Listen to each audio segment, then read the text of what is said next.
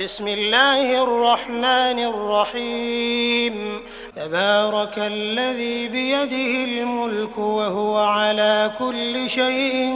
قدير،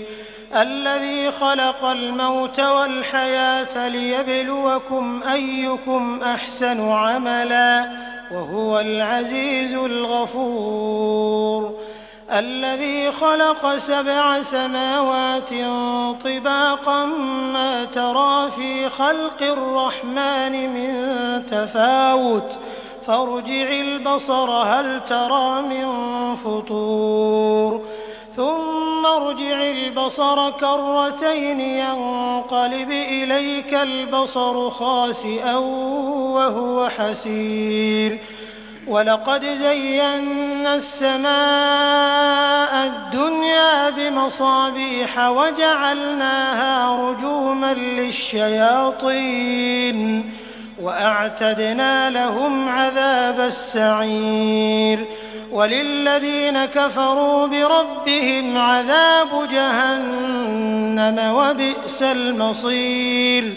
إذا ألقوا فيها سمعوا لها شهيقا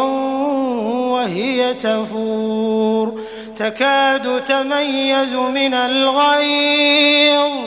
كلما ألقي فيها فوج سألهم خزنتها ألم يأتكم نذير، قالوا بلى قد جاءنا نذير فكذبنا وقلنا ما نزل الله من شيء إن أنتم إلا في ضلال كبير، وقالوا لو كنا نسمع أو نعقل ما كنا في أصحاب السعير،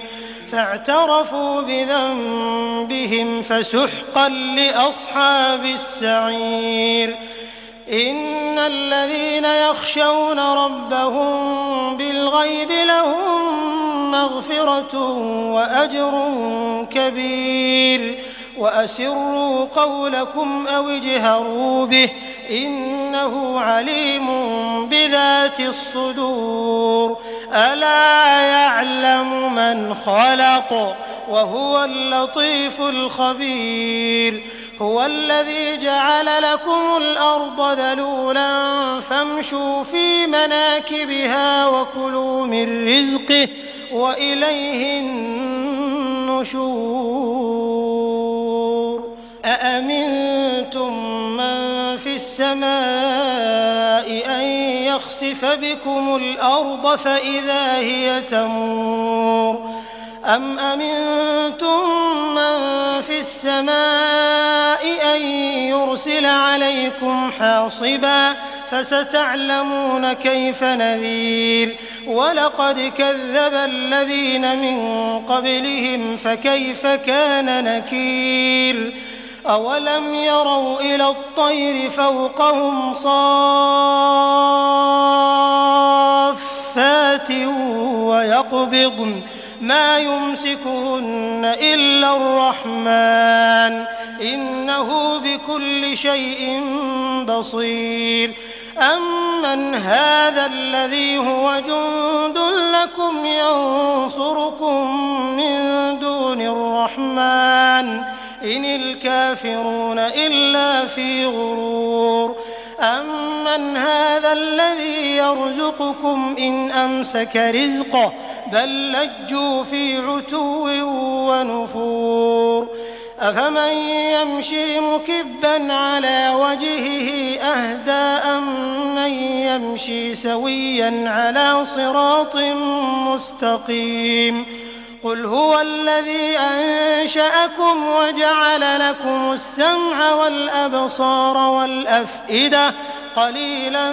ما تشكرون، قل هو الذي ذرأكم في الأرض وإليه تحشرون،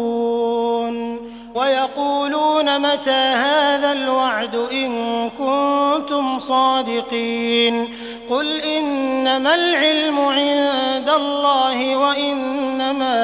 أنا نذير مبين، فلما رأوه زلفى سيئت وجوه الذين كفروا وقيل هذا الذي كنتم به تدعون قل أرأيتم إن أهلكني الله ومن معي أو